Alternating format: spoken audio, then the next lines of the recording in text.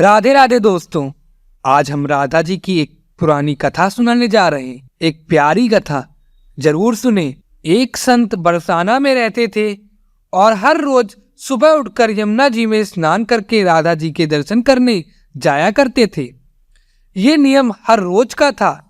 जब तक राधा रानी के दर्शन नहीं कर लेते थे तब तक जल भी ग्रहण नहीं करते थे। दर्शन करते करते तकरीबन उनकी उम्र 80 वर्ष हो गई। आज सुबह उठकर रोज की तरह उठे और यमुना में स्नान किया और राधा रानी के दर्शन को चले गए। मंदिर के पट खुले और राधा रानी के दर्शन करने लगे। दर्शन करते करते संत के मन में भाव आया कि मुझे राधा रानी के दर्शन करते करते आज 80 वर्ष हो गए, लेकिन मैंने आज तक राधा रानी को कोई भी वस्त्र नहीं चढ़ाया। लोग राधा रानी के लिए कोई नारियल लाता है, कोई चुनरिया लाता है, कोई चूड़ी लाता है, कोई बिंदी लाता है, कोई साड़ी लाता है, कोई लहंगा चुनरिया लाता है, लेकिन मैंने तो आज तक कुछ भी नहीं चढ़ाया। यह विचार संत जी के मन में आया कि जब सभी मेरी राधा रानी के लिए कुछ न कुछ लाते हैं तो मैं भी अपनी राधा रानी के लिए कुछ न कुछ लेकर जरूर आऊंगा। लेकिन क्या लाऊं जिससे मेरी राधा रानी खुश हो जाएं? तो संत जी ये सोचकर अपनी कुटिया में आ गए। सारी रात सोचते सोचते सुबह हो गई। उठकर स्नान किया और आज अपनी कुटिया में ही राधा रानी के दर्शन पूजन किए।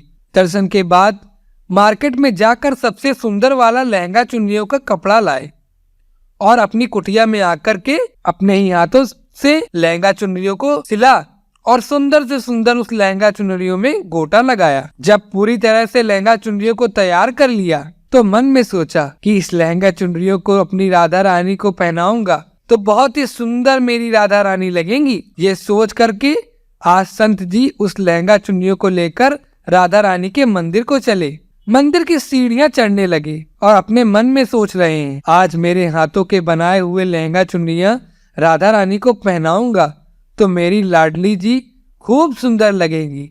ये सोचकर जा रहे हैं। इतने में एक बरसाने की लड़की लाली आई और बाबा से कहती है, बाबा आज बहुत ही खुश हो, क्या बात है बाबा बताओ ना।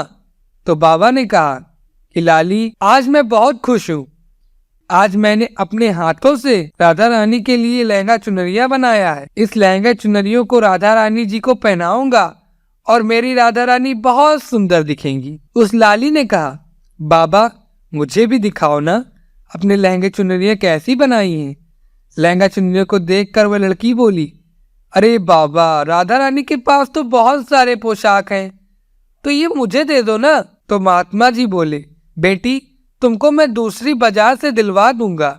ये तो मैंने अपने हाथों से बनाकर राधा रानी के लिए जा रहा हूँ, तुमको और कोई दूसरा दिलवा दूंगा। लेकिन उस छोटी सी बालिका ने उस महात्मा का दुपट्टा पकड़ लिया। बाबा ये मुझे दे दो। पर संत भी जिद करने लगे कि दूसरी दिलवा दूंगा, ये नहीं दूंगा। लेकिन वह बच्ची भी इतनी तेज थी कि संत जी के हाथ से छुड़ा लहंगा चुनरी को छीन कर भाग गई। अब तो बाबा को बहुत ही दुख लगा कि मैंने आज तक राधा रानी को कुछ नहीं चढ़ाया, लेकिन जब लेकर आया तो लाली लेकर भाग गई। मेरा तो जीवन ही खराब है, अब क्या करूंगा। ये सोचकर संत उसी सीढ़ियों में बैठकर रोने लगे। इतने में कुछ संत आए और पूछा, क्या बात है बाबा आप क्यों रो रहे हैं। तो बाबा ने उन संतों को पूरी बात बताई। संतों ने बाबा को समझाया और कहा कि आप दुखी मत हो, कल दूसरी लहंगा चुनरी बना के राधा रानी को पहना देना। चलो राधा रानी के दर्शन कर लेते हैं। इस प्रकार संतों ने बाबा को समझाया और राधा रानी के दर्शन को लेकर चले गए। रोना तो बंद हुआ लेकिन मन खराब था क्योंकि कामना पूरी नहीं हुई ना। तो अनमाने मन से राधा रानी का दर्शन करने संत जा रहे थे और मन में यही सोच रहे हैं कि मुझे लगता है कि किशोरी जी की इच्छा नहीं थी, शायद राधा रानी मेरे हाथों से बनी पोशाक पहनना ही नहीं चाहती थी। ऐसा सोचकर बड़े दुखी होकर जा रहे हैं। मंदिर आकर राधा रानी के पट खुलने का इंतजार करने लगे।